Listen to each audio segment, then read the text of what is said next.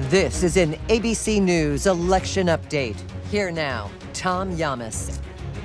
And welcome to ABC News Live. We are coming on the air because Bernie Sanders is addressing the media for the first time following a disappointing performance last night in several primaries, including losing the state of Michigan.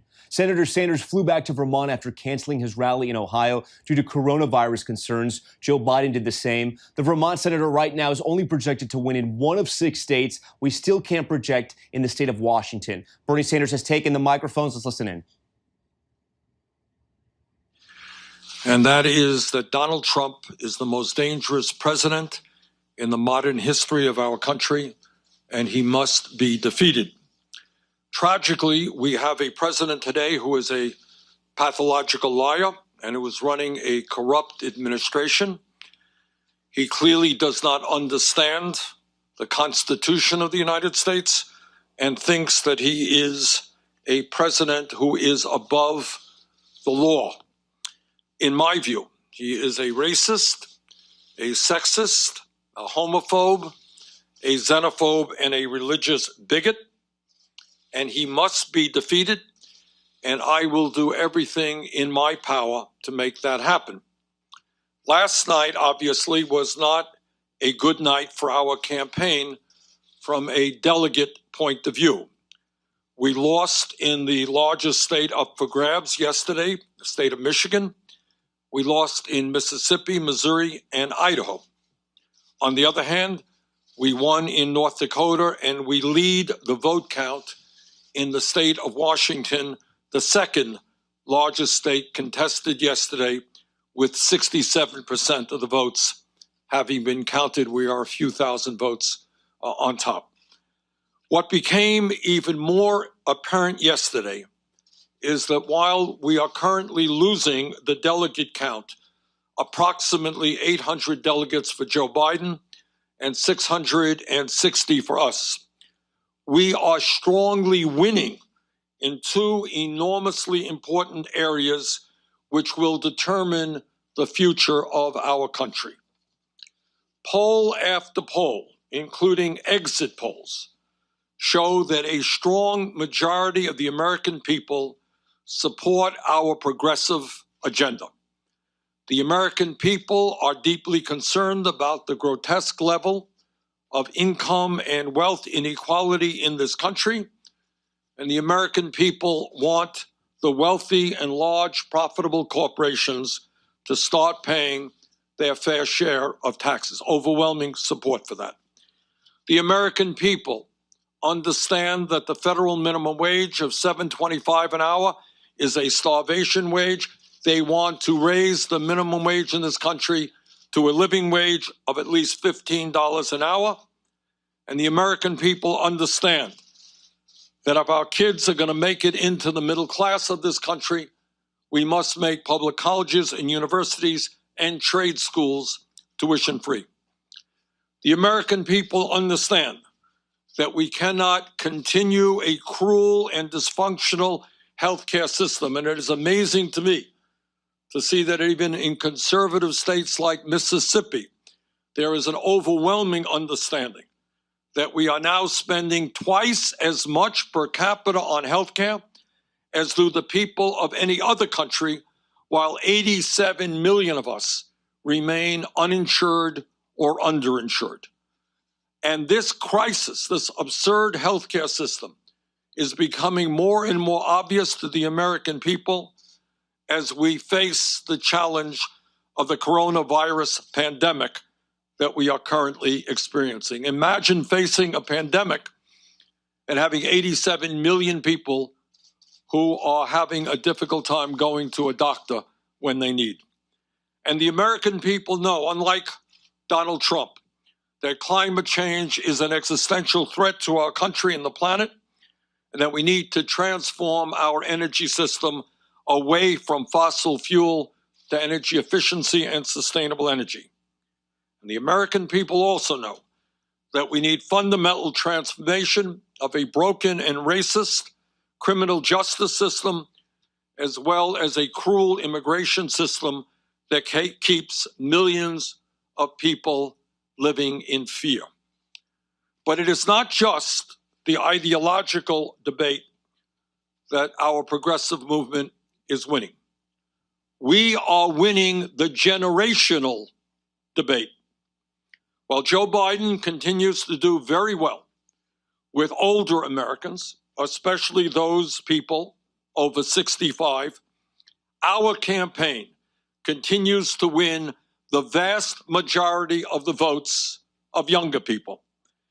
And I am talking about people not just in their 20s, but in their 30s and their 40s. The younger generations of this country continue in very strong numbers to support our campaign. Today, I say to the Democratic establishment, in order to win in the future, you need to win the voters who represent the future of our country, and you must speak to the issues of concern to them.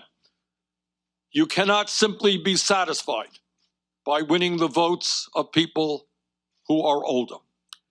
While our campaign has won the ideological debate, we are losing the debate over electability.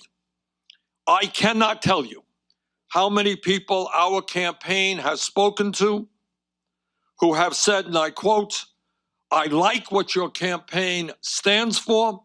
I agree with what your campaign stands for, but I'm going to vote for Joe Biden because I think Joe is the best candidate to defeat Donald Trump." End of quote. We have heard that statement all over this country.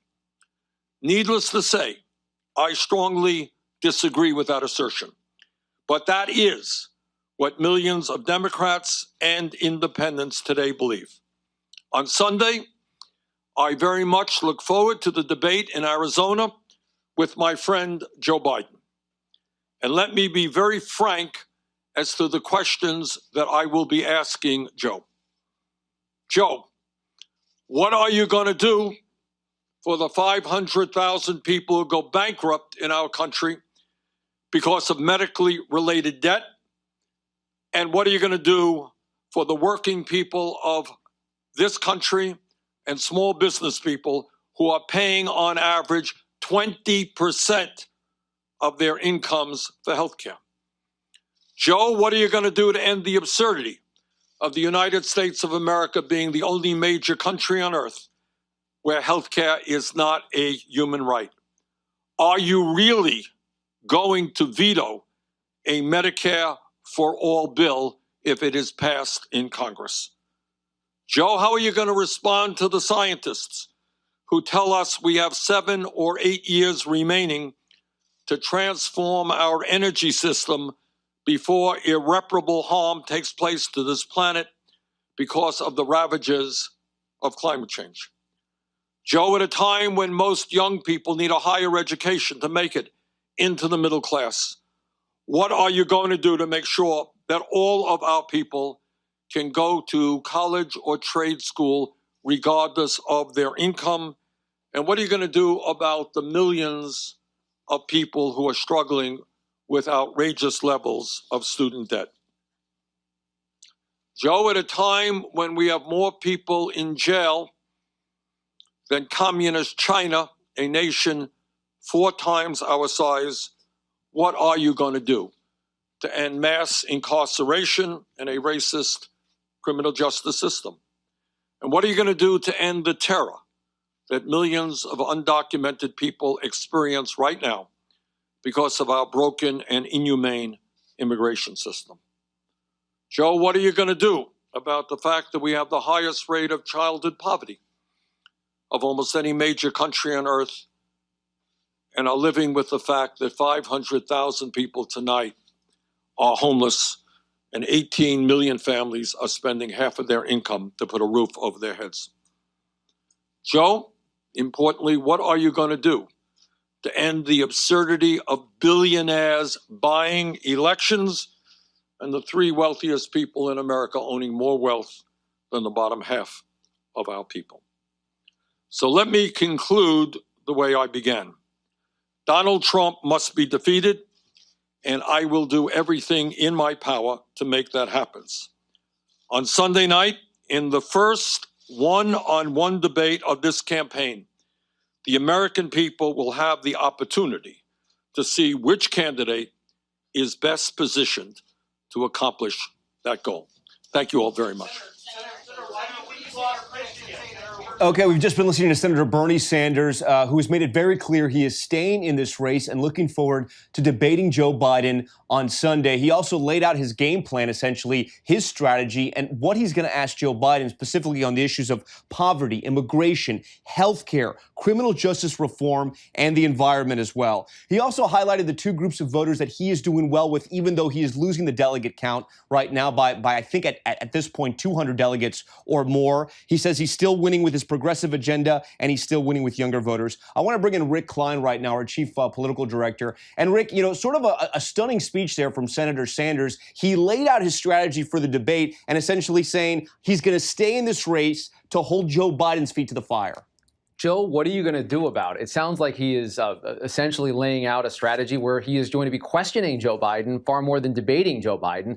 You didn't hear, Tom, in what he just said there, any kind of path forward. You didn't hear any kind of delegate math or any kind of sugarcoating. In fact, you heard an admission that they are losing the electability argument and they are falling behind in delegates. Instead, it appears like he will use that first one-on-one forum of this long campaign to try to press Joe Biden on issues that are of concern to younger voters and of concern to the progressive left. That is not a strategy to win a primary campaign, obviously. It is a strategy to try to influence the debate. It may also be a strategy to try to influence Joe Biden's mind as he moves forward, as he moves toward becoming the almost certain nominee, when he chooses a running mate, when he fills out the rest of his team. Maybe there are policy promises he's looking for. Maybe there are concessions there. But he laid all his cards on the table and said that on Sunday night, he wants to ask Joe Biden a series of tough questions, almost as if he'll be a moderator of the debate rather than a participant. You know, Rick, it's sort of, I mean, it builds the drama for this debate, but it also gives Joe Biden sort of a leg up. Joe Biden can do his homework and make sure he has the answers to Bernie's questions.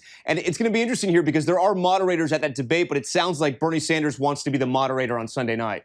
Yeah, we've never seen that before. And obviously, the trick for Biden at that debate will be to do no harm, doing no harm to himself electorally.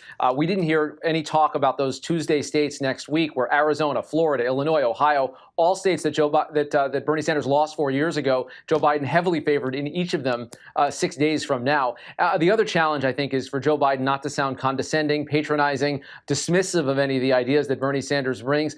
But yes, he has a playbook now that's been laid out. If Bernie Sanders stays true to what he says he will do in a few days' time on Sunday night in Arizona, with no crowd present because of the coronavirus fears, he can parry anything that Bernie Sanders says and maybe embrace a couple of ideas to show some good faith with the left. Yeah, that dynamic without a live audience is going to be interesting. All right, Rick, we thank you for that. I want to go to Mary Alice Parks, our deputy political director. She's covered Senator Bernie Sanders now for more than 4 years.